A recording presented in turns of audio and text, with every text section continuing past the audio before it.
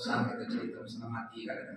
Sampai kemarin yang terakhir ya menguburkan bayi yang mati dalam kandungan atau mengurus bayi yang mati dalam kandungan. Ini sudah kita jelaskan bagaimana caranya ya melaksanakan hal demikian. Nah, ini kita tinggalkan dulu. Nah, tadi saya agak mengenong apa yang nak duluan ini.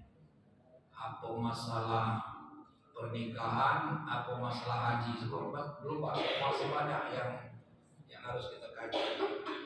Saya lebih cenderung mengkaji itu yang sudah kita lakukan. Nah, jadi kalau yang belum kita lakukan mungkin agak berat meraba-raba kita. Jadi untuk hari ini kalau memang menarik nanti kita lanjutkan masalah ya pernikahan. Kalau memang nanti mungkin kita ubah dengan yang lain. Karena ini nampaknya saya sendiri yang ngatur materi ini, bukan ditentukan oleh pengurus itu maksudnya. Kalau pengurus Pak Gito, pertemuan ini kita membahas tentang bikin munakahat. Nah, kita. Tapi ini panjang Bapak Ibu sekalian. Mungkin 2 tahun tidak selesai.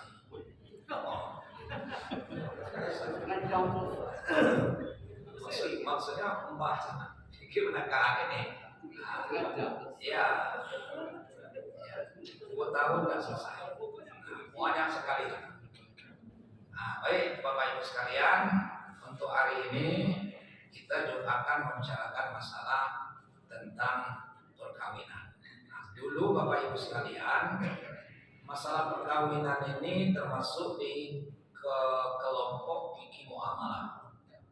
Nah, sekarang itu sudah dikhususkan, disebut dengan fikih munakahat. Ini menjelaskan tentang masalah pernikahan. Kita Bapak Ibu sekalian kembali melihat tentang pernikahan pada zaman jahiliyah. Nah, jadi kita ini dulu, apa masih ada tidak zaman jahiliyah ini? Apa? Kita buka dulu. Nah, masih ada tidak cara pernikahan zaman jahiliyah di zaman modern? Nah, ini. Jadi Bapak kita buka dulu cara-cara nikah pada zaman jahiliyah. Jadi kalau misalnya ada apa kata Bapak masih banyak ini, nah, berarti kita modern ya tapi jahiliyah. Nah, itu dia. Nah, kenanya mau apa? Jahiliyah modern. Nah, itu kira-kira. Jadi jahiliyah modern. Jahiliyah modern. Ada jahiliyah modern. Nah, itu berarti kan. Jadi Bapak Ibu sekalian, pada zaman sebelum Islam itu masalah perkawinan ini sudah jalan. Bahkan zaman Nabi Adam kan. Nah, disebut dengan zaman jahiliyah di tanah Arab. Ini bermacam-macam bentuk pernikahan atau bentuk perkawinan. Mulai kita lihat atau kita baca sejarah zaman itu ada yang namanya nikah mut'ah. Nah, nikah mut'ah ini nikah kontrak. Nah, kata Bapak ini banyak. Nah, kan. Jadi ada kan? Ya apa kontrak dikontrak. Ini biasanya dilakukan oleh orang-orang yang tempat tinggalnya tidak tentu, tapi dia sibuk, banyak duit, banyak tanci. Dia terus kontrak itu lain. Ini bukan rumah baca di kontrak, orang rumah baca di kontrak. Bulanan. Ayo kan. Kalau kita rumah janganlah, ini bukan rumah, orang rumah baca di kontrak. Ada kan?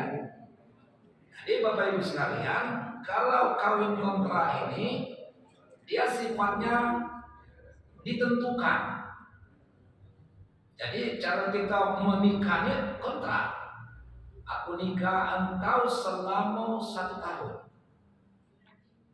Nah, akibatnya nanti Bapak Ibu setelah ketik selama dengan tepat tanggal dan bulannya ditinggal saja. Cikau. Nah, kita. Jangan kartu cikau kita. Karena kontrak kan.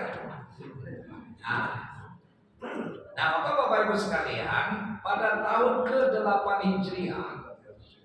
Nah, ini 8 Hijriah berkisar 629 Masehi. Maka perkawinan model seperti ini oleh Islam diharamkan. timbul di zaman modern. Ternyata sekarang banyak sistem ketuhanan dan ini dihalalkan oleh kaum Syiah. Tapi para ulama kita sudah katakan hukumnya haram.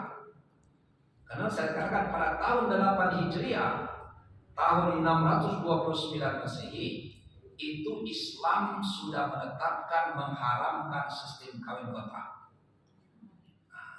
Karena yang rugi itu betino tuh lah. Kalau misalnya kawin itu tino tuh lah yang mana rugi. Jadi tino harus hati-hati, jangan tak ada kawin kontrak. Ada kali dong. Kalau lah anak lama baik, ngacir situ, ngacir sini kerja. Ada kontrak situ, kontrak sini.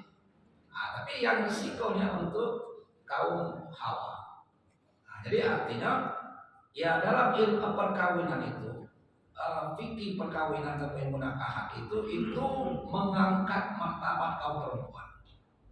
Ya termasuk undang-undang perkawinan kita itu mengangkat martabat kaum perempuan.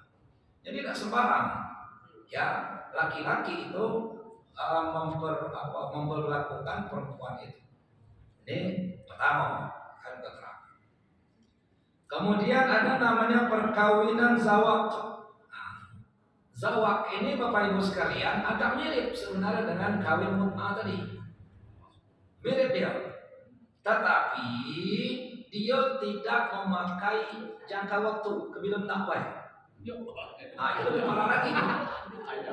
Kalau tadi kan ada jangka setahun, 2 tahun, 3 tahun, 4 tahun, sebulan, 2 bulan. Ini tidak. Pokoknya kebilang dah. Kami tidak selero tinggalnya. Tidak pakai daun, pakai aturan. Pokok aku kontrak rumah kau berapa bulan? Aku ada urusan kayak gitu. Tidak nentukan berapa tahun Pak? Tidak berapa Pak? Pokoknya bila aku selero. Kira-kira aku ada selero lihat, tinggalkan rumah kau. Kayak gitu. Ini lebih parah lagi nih. Lebih parah lagi nih. Ini pada zaman ya sebelum Islam atau zaman jahiliyah ini berlaku disebut dengan perkawinan zawak. Jadi agak mirip dengan kawin kontrak. Kalau kawin kontrak tadi dia ditentukan waktunya setahun, 2 tahun, sebulan, 2 bulan dan seterusnya. Tapi kalau zawak ini tidak ditentukan. Ini lebih kejam lagi, ibu-ibu, bapak-bapak sekalian. Ini kawin sama nikah sama. Jadi itu bapak-bapak sekalian. Jadi perkawinan semacam ini tidak kenal di dalam syariat Islam. Artinya kita tidak diperkenankan. Kemudian yang ketiga, perkawinan yang disebut dengan istibda. Apa itu? Perkawinan mencari bibit unggul. Hebat ini. Jadi maksudnya begini, ada seorang pintar gagah hebat. Mungkin juga kaya keturunan yang bagus. Ini aja. Nggak bibit unggul baik. Jadi ada sistem perkawinan dilakukan seperti ini, agak mirip dengan seperti pelacuran. Luar biasa. Sepasang suami istri melangsungkan perkawinan, akan tetapi sang suami tidak langsung berhubungan badan dengan istri. Sang istri masih perawan, justru dikirim kepada toko orang terhormat, orang yang punya IQ yang tinggi. Lagi kira-kira kan? Sudah tahu, pergilah ke situ. Jadi habis nikahnya dijualnya lah kira-kira, ambil bibit. Nah setelah nanti dia hamil, baru diambilnya. Karena dari paruan baik. Jangan paruan yang jangan dia masih ada. Zaman sekarang kita kacau, zaman sekarang masih ada. Jadi tujuan perkawinannya itu agar sepasang suami istri mendapat keturunan keluarga yang terhormat, pintar, kaya raya dan sebagainya. Ada itu aja. Ini kan. Nah ini Bapak Ibu sekalian, ya sistem perkawinan yang kita ini juga zaman sekarang kalau masih ada itu jelas diharamkan, tidak dibenarkan. Kemudian ada disebut dengan perkawinan khadan atau khul. Huden, ya. Apa itu? Perkawinan seperti kumpul kebo. Nah, tapi lah ada zaman sekarang, tapi kumpul kebo itu sembunyi-sembunyi. Kalau ini tidak, tidak kebaunya, tidak ada sembunyi-sembunyi. Nah, kalau kita sana di masyarakat kita, oh kumpul kebo, tapi dia sembunyi-sembunyi, bisa ditangkap ya kan? Tadi ini tidak, belas harus biasa-biasa saja, tidak jadi permasalahan. Nah, zaman-zaman sekarang ini ya, lah ada terus ini. Ada kalau yang cukup itu sebut tadi ada kalau. Sistem perkawinan itu. Nah, maka pada waktu itu Bapak sekalian, ya hubungan intim atas dasar suka sama suka, ini kan. Tapi dilakukan secara terang-terangan, diketahui oleh masyarakat sekitar. Ini kan. Ini masyarakat sekitar, mbaknya suka-suka dia diamkan, silakan. Ngapa belum ketika ngucap gitu tidak selalu. Tapi kalau kita jangan coba-coba, ada yang model itu lo enggak ditangkap, ya dulu, ya enggak diterpak kawan, ya ini. Nah, kalau zaman-zaman sebelum itu tidak ada. Kemudian ada Bapak Ibu sekalian, nama perkawinan ia mutadaminah. Perselingkuhan secara terang-terangan. Zaman sekarang selingkuh ada tapi tidak terang-terangan, diam-diam. Jadi dia beda-beda tipis baik zaman kini tuh. Ya beda-beda tipis. Ya. Sistem perkawinan saling membalut. Sistem perkawinan ini identiknya dengan perselingkuhan. Dibiarkan secara terang-terangan. Misalnya seorang istri selingkuh dengan laki-laki lain, tapi suaminya dibiarkan aja lah. Serahkan orang. Ya, atau sebaliknya.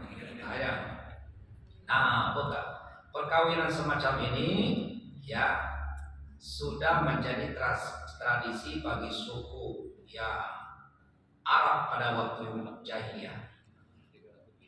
Perkawinan ataupun pernikahan seperti ini atau perkawinan seperti ini itu dilarang oleh Islam.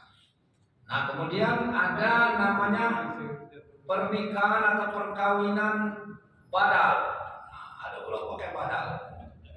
Ada pula badal. Ini haji biasanya dibadalkan. Ini nikah ada juga yang nikah badal. Atau itu Bapak Ibu sekalian, perkawinan sistem tukar menukar. Tukar menukar istri. Nah, ini lebih parah lagi. Tambah parah. Ini terjadi pada zaman jahiliyah. Ya. Apakah zaman sekarang tidak terjadi? Itu yang terjadi, tidak tahu kita. Itu jahiliyah modern tadi. Jadi tukaran, besok-besok tukaran. Kau bela bini aku, bini kau aku pinjam. Itu luar biasa. Ini sistem-sistem. Maka kita buka. Kemudian ada perkawinan sigar. Apa sigar? Pengawin sigar ini sistem barter. Barter itu benda ditukar dengan benda. Hasil sebenar. Contoh si A, ini kan, si A membawa seorang perempuan. Si A tadi perempuannya kita nganggap B. Si B dikawinkan dengan si C. Dalam A ini dia bawa B, seorang perempuan ini. Kemudian si A tadi dinikahkan B ke C. Si C juga dia bawa juga seorang ya perempuan. Kemudian dikawinkan dengan A. Jadi tukaran. Jadi si A dia bawa perempuan. Dia bawa perempuan. perempuan ini dikawinkan dengan si C. Nah, si C juga bawa perempuan pula tinjau yang si A sama-sama bawa. Nah, tukaran.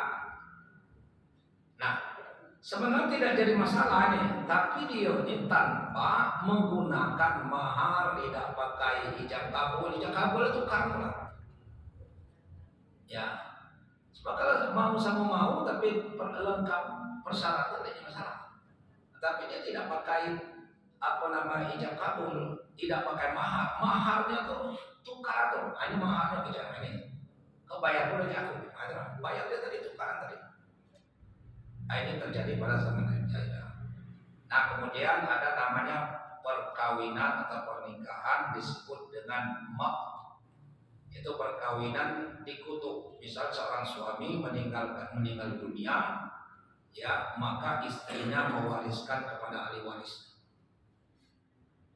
Jadi diwariskan kan? Jadi bukan harta aja warisan. Istri bisa jadi warisan. Nah, posisi wanita diakui sebagai harta benda yang dapat diwariskan kepada ahli waris. Nah, nasib janda tersebut terkatung-katung kepada ahli waris.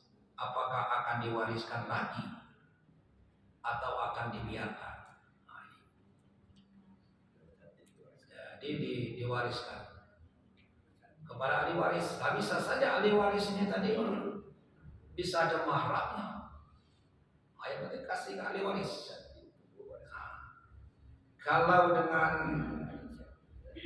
seperti kita tadi bukan diwariskan itu, ada istilah turun tanjang, ganti lapik, ganti tikar, istilah yang tanam dan ganti tikar itu tidak apa-apa. Nah, ini. Kemudian ada perkawinan disebut dengan perkawinan sami. Ya. Apa perkawinan ini? Jadi perkawinan ini dampak dari tradisi perang pada bangsa Arab. Setiap wanita menjadi tawanan perang. Jika tidak ada yang menebusnya, maka yang akan mendapat adalah yang menang. Jadi taruhan sama main judi ini. Pokoknya siapa kalah, siapa menang dapat ini taruhan. Tapi perempuan ditaruhkan itu. Itu dia menang namanya mereka. Tapi ini dalam peperangan, bukan dalam penjudian. Dalam peperangan. Itu sistem ya perkawinan seperti itu. Kemudian ada yang disebut dengan perkawinan hamba sahaya. Kali ini banyak perkawinan dilakukan oleh seorang tuan dengan perempuan sahayanya. Jika suami melahirkan, maka anak tersebut menjadi hak tuannya. Akan tetapi dalam tradisi masyarakat Arab jahiliyah perkawinan semacam ini amat jarang terjadi. Nah, jadi hamba sahaya ini tapi justru jarang terjadi di zaman Arab. Ya, diambil budak ya tadi. Nah, kemudian yang selanjutnya ada perkawinan mahram. Jadi perkawinan ini yang sangat dilarang oleh agama kita, orang yang mahram atau muhrim dalam bahasa kita.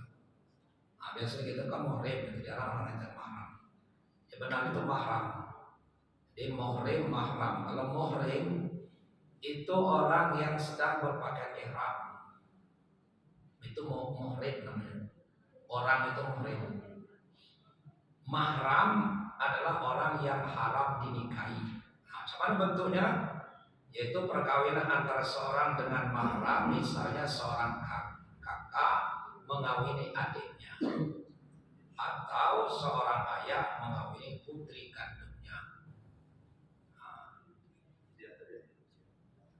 Di dalam masyarakat kita terjadi yang seperti ini, tapi perkawinan resmi tidak bisa dilanjutkan. Nah, maka Bapak Ibu sekalian, kita sangat cocok dengan tradisi orang tua kita dulu.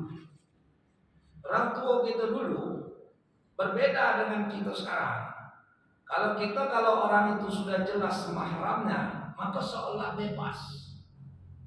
Sebenarnya tidak boleh, dia itu kok haram dinikahi, bukan bebas. Nah, kita ini keliru.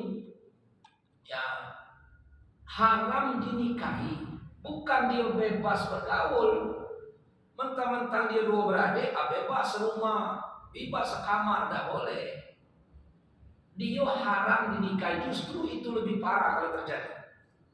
Tidak dinikahkan, tidak baca, tidak dinikahkan, ngesah pulawannya.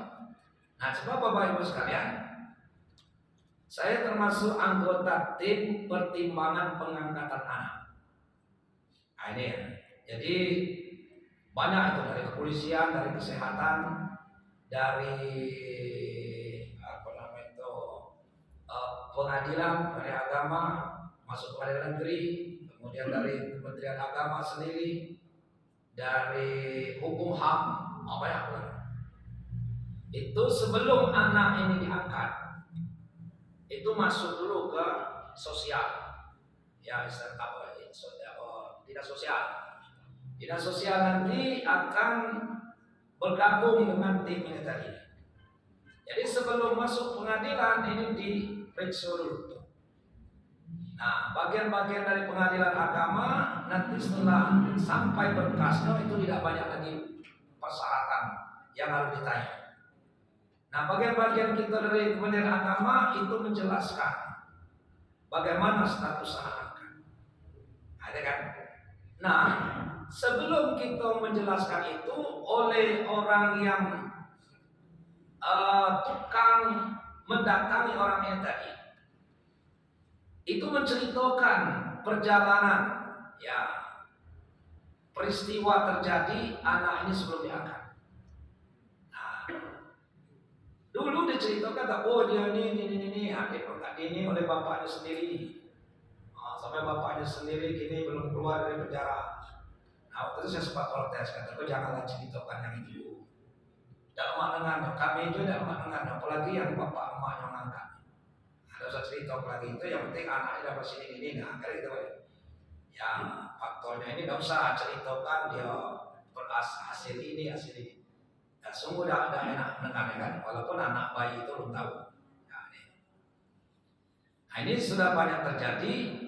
Ya, pergaulan, ya, incest, ya, jenis, satu mahram, orang satu mahram. Nah, itu udah. Nah, kalau kita dulu, saya katakan orang-orang kita dulu kan, tidak ada orang tua itu berani masuk ke kamar anak gadis. Tak ada kita dulu. Tidak usah dulunya, kira-kira 50 tahunnya, atau kira-kira 40-50 tahunnya. Tak akan ada orang tua kita berani masuk ke kamar anak gadis. Kita juga adik-beradik, Tino Kemanan, tidak ada yang ini bercerita berdekat-dekatan. Nah, sampainya lebih aneh lagi, sampai disiplinnya orang kita dusun dulu. Sana ini ada tempat jemuran, dendam, nggak bisa dusun. Tak mau dia satu dengan adik, dengan ayunya atau dengan adiknya perempuan. Itu sangat disiplin. Nah, tapi zaman-zaman sekarang ini dengan alasan yang keliru, semua itu mahram, nggak ada apa-apa. Nah, itu. Tapi terjadi seperti itu, kacau. Nah, jadi maka ini ya kita juga harus berhati-hati. Walaupun itu mahramnya, adik-beradiknya, kita tetap dibatasi pergaulan dia antara dua beradik tetap dibatasi. Sama dengan kita, dengan anak gadis kita atau sebaliknya. Nah, ibu dengan anak bujang atau sebaliknya tidak sedikit. Ya, maaf Bapak Ibu sekalian, seorang anak menggauli ibu kandungnya. Terang-terangan ditayang ke kawan di TV, dia wawancarai. Ya. Atau tadi sebaliknya, bapaknya menggauli anak perempuannya. Nah, kenapa dengan alasan tadi? Kalau kita mahram atau muhrim itu bebas saja bergaul, silakan aja, tidak serumah, Nak sekamar, nak pergi berdua-dua, silakan aja. Nah, karena memang Bapak Ibu sekalian, menurut akal pikiran yang sehat, tidak akan mungkin kita bernafsu dengan anak kandung sendiri. Itu sedang sehat. Sedang sehat. Tidak akan mungkin. Itu akalnya. Maka Imam Syafi'i mengatakan kalau kita senggol antara laki-laki dengan perempuan, ya dengan anak, akal itu mahram. Dengan anak, dengan bibi, kira-kira kan, dengan ponakan, kandung tadi. Ngapa itu dibolehkan? Tidak membatalkan, karena menurut akal pikiran kita yang waras tidak akan mungkin kita bernafsu dengan anak kita sendiri. Nah, tapi kenyataan terjadi di masyarakat. Maka saya katakan tadi, tradisi atau cara kita orang dusun, orang kampung itu sangat bagus, sangat tepat sekali. Ya, jadi bukan berarti mahram itu kita bebas, dia haram dinikahi. Nah kalau terjadi, itu kemana bawanya? Tidak baca ayat. Dari dinikahkan, walaupun mas kawin 1 ton, ya, tidak juga bisa. 1 ton mas kawinnya. Tapi gimana? Tidak juga bisa. Dibawa ke KUA enggak KUA nikahnya. Kalau ada itu hubungan mahram. Nah, ini.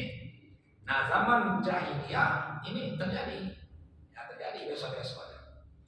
Nah, kemudian perkawinan poligami. Poligami yang masuk ke sini tidak terbatas. Nah, oleh Islam diterima poligami ini, tapi dibatasi hanya 4. Hanya boleh 4. Ini dah zaman jahiliyah dah. Poligami itu sebanyak dia 100. Satu. Nah, kita dah di dalam undang-undang juga dalam syariat Islam poligami boleh. Yang tidak boleh poliandri. Poliandri tidak boleh. Suami atau istri punya suami lebih dari 1, tidak boleh. Haram hukumnya. Apa yang boleh? Tidak adil. Itu mengangkat martabat kaum perempuan. Bukan tidak adil. Walaupun ada yang kata tidak adil, Pak. Apa bedanya? Tidak ada. Ya kalau dia lahir anaknya, ben siapa? Kalau suami dapat 3, ben rame-rame. Nah, tapi kalau betina, akan itu istrinya 2, 3 dan sebagainya kan jelas bin atau binti. Jadi artinya itu bukan tidak adil. Itulah keadilan agama kita. Agama kita mengangkat kaum perempuan, martabat kaum perempuan. Jadi poligami itu boleh di dalam Islam, tapi dibatasi. Tidak boleh lewat daripada 3-4. Kalau 4, tidak boleh lagi lewat 4. Nah, kemudian ada perkawinan namanya buhula, yaitu perkawinan antara seorang laki-laki status pejaka dengan seorang gadis, monogami dengan ketentuan ijab kabulnya dan maharnya, walaupun tidak populer di kalangan masyarakat Arab jahiliyah. Tetapi inilah di dalam syariat Islam tetap dilestarikan. Jadi artinya perkawinan yang seperti ini ada juga zaman itu, zaman jahiliyah itu sudah ada.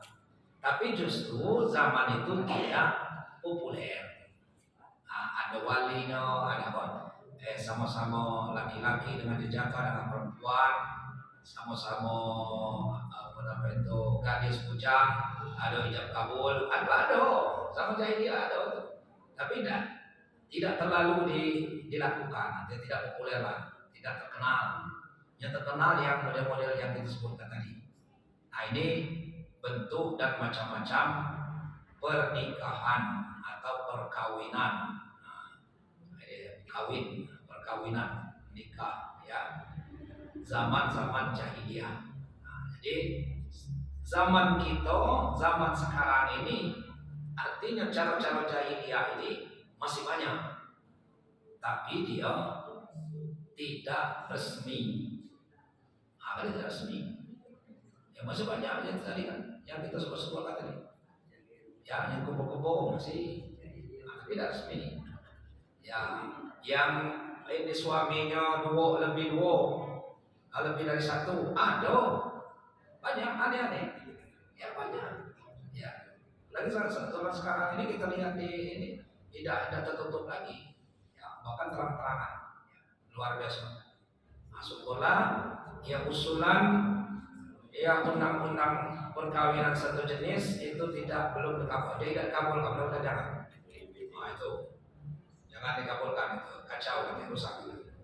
Nah ini Bapak Ibu sekalian, sekedar ya pembukaan tentang perkawinan pada zaman jahiliyah. Nanti kita akan membicarakan tentang hukum daripada perkawinan.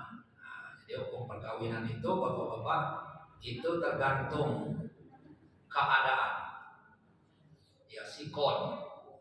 Nah, tergantung. Jadi hukum perkawinan ini bisa wajib. Memang asal hukum perkawinan itu adalah mubah. Mubah itu tidak boleh. Nah, tapi mubah itu bisa bergerak menjadi wajib. Bisa bergerak dia menjadi sunnah. Bisa bergerak menjadi makruh. Bisa bergerak menjadi haram. Oh, ini dari mubah tadi bisa pecah. Jadi asal hukum perkawinan itu mubah, boleh. Kapan dia wajib? Nah, ada waktu-waktu wajib. Wajibnya pernikahan apabila seseorang laki-laki dengan seorang perempuan dia sudah mampu baik secara materi maupun non materi. Mampu kalau tak mampu kerja mantap, kira-kira kan? Kemudian juga sehat jasmani dan rohani, ada pengalaman. Nah kemudian dia sudah khawatir. Nah ini sudah khawatir akan terjadi hal-hal yang tidak diinginkan. Nah, ini pergaulan ini agak lebih bebas sedikit gitu. Nah maka kelas yang model ini sudah kelas yang wajib. Jangan ditunda lagi. Nah, saya anak kita lah bebas, pokoknya pergaulan ini. Dan tentu lagi. Tapi kita tengok pekerjaannya gak mantap. Nah maka yang kelas-kelas seperti ini sudah kelas wajib, berdosa kalau dia tidak nikah, itu maksudnya. Apalagi itu. Tapi perkawinan bisa berbentuk sunat hukumnya. Dia sudah mampu secara fisik, mampu secara modal, kehidupan, sudah mampu bekerja, sudah mantap. Tapi dia masih bisa mengendalikan diri. Nah, jadi orang ini kami tidak akan terjadi perbuatan yang tidak diridhoi. Kami sama-sama menjaga. Nah orang ini masih kelasnya setingkat sunnah. Tapi bisa makruh. Perkawinan itu bisa hukumnya makruh. Siapa orang ini dia sudah mau menikah tapi mungkin pekerjaan belum ada. Kita anak-anak ini masih sekolah lagi, masih sekolah. Bukan berarti dia itu tidak boleh, itu kelas-kelas makruh. Tetapi daripada dia berbuat sesuatu, maka lebih baik dinikahkan. Kemudian ada hukum nikah itu bisa haram. Apabila kita menikah seseorang itu dengan niat yang tidak baik. Ya, pokoknya aku nikah dengan dia terbalas dan apa ya? Nah, ini kan. Dia pernah dulu ngecek aku, bukan potongan kau pada aku. Kira-kira kayak gitu kan. Ini yang penting ada apa? Semalam jadilah menikah ini. Itu lala berso itu apa yang itu bekasnya haram. Tidak benar itu. Jadi hukum pernikahan itu bisa bergerak sesuai dengan keadaan. Nah itulah bapak-bapak ibu sekalian yang perlu kita sampaikan. Insya Allah nanti kita akan membicarakan tentang rukun dan lain sebagainya, siapa yang boleh dinikahi, siapa yang tidak boleh. Nah, itu nanti akan kita uraikan pada masa yang akan datang. Ya. Habis ya.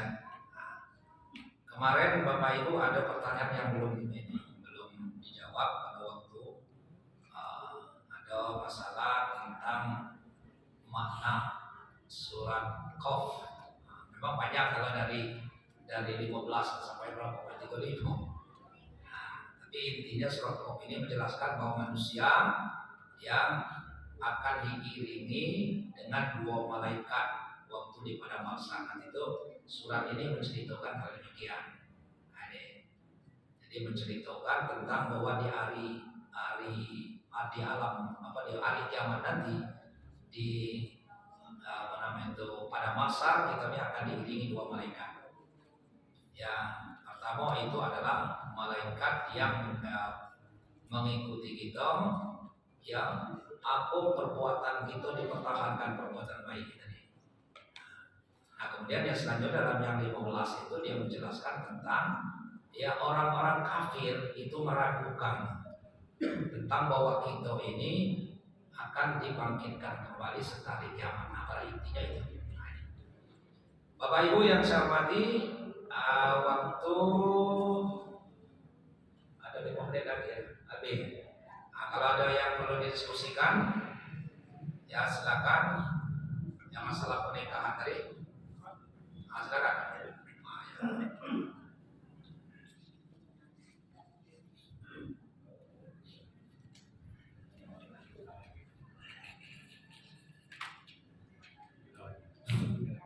Assalamualaikum warahmatullahi wabarakatuh. Waalaikumsalam. Masalah pernikahan ini Pak, masalah pernikahan beda agama. Nah itu gimana Pak? Itu anaknya ini kisah nyata ya Pak. Ada kawan ini ya nikah beda agama kan, cuman anaknya lagi ke Islam seluruhnya gitu.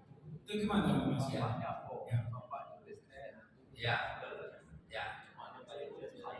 Jadi pernikahan beda agama itu sudah diatur di dalam undang-undang, kemudian dalam syariat Islam itu tidak dibenarkan. Baik hendak tino nak lanang yang agama lain itu tidak dibenarkan. Ya. Jadi kalau kita beda agama nikah ke KUA itu tidak akan diterima. Kalau kita sebelum satu akidah itu sudah jelas tidak diterima. Kecuali nikah syirik. Syirik lain lagi kan, itu tidak resmi namanya. Atau dia nikah ke catatan sipil, berarti dia ikut dengan cara agama lain. Tapi kalau cara agama kita itu tidak akan terjadi orang menikahkan berbeda agama, baik itu yang laki-laki maupun perempuan. Nah memang ada dikatakan bahwa halal kita menikahi seorang perempuan ahli kitab, tetapi kini sepakat pada ulama yang namanya ahli kitab itu mana lagi gini. Nah kan itu kan, wah agama itu Pak, kitabnya kan tidak ada asli lagi. Jadi yang nama ahli kitab itu tidak ditemukan lagi. Nah maka dalam undang-undang diatur bahwa kalau berbeda agama itu tidak dibenarkan. Nah, maka haram hukumnya. Nanti dia memilih sebenarnya ini orang anaknya memang tidak ada salah. Nah, kan itu kan, tidak salah. Tapi pernikahan itu tetap tidak sah. Hubungannya zina. Ada kan? Kata Bapak terjadi, memang banyak terjadi. Ya, banyak terjadi. Ya, seperti kita sudah kan artis kan, tidak tahu apa anaknya besar-besar, nggak tahu ini cerai. Dan cerai tanya apa sebabnya? Nah, diam baik, Tino diam, jangan diam. Apa penyebabnya cerai? Nah, tapi setelah diselisih, ya bahwa setelah dia sadar bahwa pergaulan selama ini suami istri sudah mendapatkan anak yang banyak, ternyata dia sudah berbuat ya pernikahan yang tidak sah menurut undang-undang dan menurut syariat, tidak dibolehkan. Itu ya. Yang lain silakan. Oke Pak. Ayo. Terima kasih. Assalamualaikum warahmatullahi wabarakatuh. Tadi dijelaskan bahwa pernikahan di KUA itu kan harus satu akidah. Namun di dalam fenomena yang terjadi di masyarakat, di mana pernikahan sebelum pernikahan kan beda agama, menjelang pernikahan salah satu ini kan masuk Islam. Tetapi setelah terjadi sah perkawinan, salah satu ini misalnya balik lagi ke agama asal. Ini sering terjadi kan? Ya. Nah, bagaimana pernikahan menurut hukum Islam? Hukum Islam atau hukum negara, apakah masih sah pernikahan yang bersangkutan? Karena ini banyak terjadi di masyarakat kita, mereka kembali kepada agama setelah terjadi pernikahan. Terima kasih. Jadi ada orang beda agama, baik laki-laki maupun perempuan, sebelum dia nikah, dia sudah masuk Islam, berarti satu akidah. Maka sesuai dengan surat atau surat desakan siapa yang mensyahadatkannya, baik itu surat keterangan maupun itu piagam, maka KUA boleh menikahkan dan nikahnya sah. Sah kan? Pada suatu perjalanan sebulan, 2 bulan, 3 bulan, setahun, 2 tahun, plat salah satu pindah atau kembali ke agamanya. Nah, jadi seorang istri tadi mungkin istrinya Muslim, dia tinggal dua pilihan. Pilihan ikut lakinya, berarti dia murtad, nah ini kan? Atau dia bertahan. Nah, dia bertahan. Maka kalau dilanjutkan perkawinan batal secara otomatis batal. Karena apa? Di antaranya satu tadi ada yang keluar atau murtad, maka batal. Sana dia mau perempuan ini bertahan, maka pergaulannya adalah zina hukumnya. Tapi kalau perempuannya daripada aku nikah itu cerai. Tapi pergaulannya selama tadi sebelum dia murtad sah, tidak jadi masalah. Pernikahannya sah, pergaulan yang mungkin dapat anak 1, 2 itu sah. Pas anak 2 pindah suaminya tadi, balik lagi ke agama asal, maka secara otomatis pernikahannya batal. Tidak salah, tidak boleh lagi. Itu batalkan langsung dibatalkan oleh KUA atau bagaimana kalau terjadi menjadi karena tentunya tidak lapor. Itu tidak lapor dia balik ke agama tapi tidak lapor. Dia seharusnya batalan itu ke pengadilan. Tapi andai kata dia tidak ke pengadilan, itu tetap dia mau diam-diam, itu tetap tidak sah. Jadi pertama tidak menikah. Tapi kalau tidak resmi, ke pengadilan. Kalau tidak ke pengadilan, tidak resmi. Sama dengan kita nikah resmi, maka cerainya juga resmi. Kalau nikahnya siri, ya cerainya siri juga. Dapat cak kita nikah siri, cerainya pengadilan, nggak bisa. Nah sama dengan tadi, karena nikahnya dulu kita resmi. Maka dia juga memutuskan itu harus secara resmi juga. Adalah di pengadilan dengan alasannya tadi bahwa salah satu sudah keluar dari agama Islam. Nah itu ya. Ya, Apakah nikah siri itu sekarang dengan undang-undang perkawinan ini masih berlaku atau tidak? Nikah siri tidak berlaku dalam undang-undang. Tidak boleh. Jadi kalau ada orang Kementerian Agama berani menikahkan secara siri, tangkap. Kan?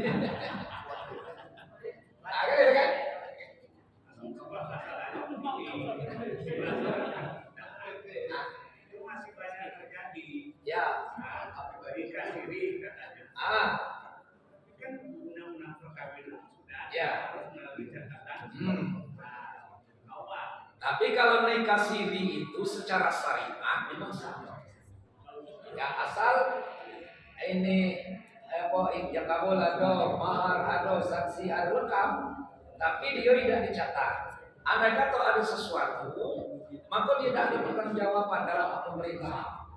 Ya, sana ditangkap kawan, walaupun dia nikah siri, ditangkap kawan, kena dia, karena tidak ada pertanggungjawaban. Nah, maka lebih baik jangan nikah siri. Nikah siri itu melanggar undang-undang. Itu di negara kita ini ada undang-undang, kan? Tidak boleh. Maka kalau ada orang nikah siri, ada di situ orang Kementerian Agama, tidak berani dia menghadiri, dia tidak boleh. Apalagi nikahkan orang, tidak boleh. Kalau kau nikahkan siri, itu kacau itu. Saya kira itu Bapak Ibu sekalian, ya mudah-mudahan. Nikah siri haram kalau itu Ya. undang-undang Iya, haram, nggak boleh. Tapi kalau apakah dia termasuk zina atau tidak, ya tidak lagi dia.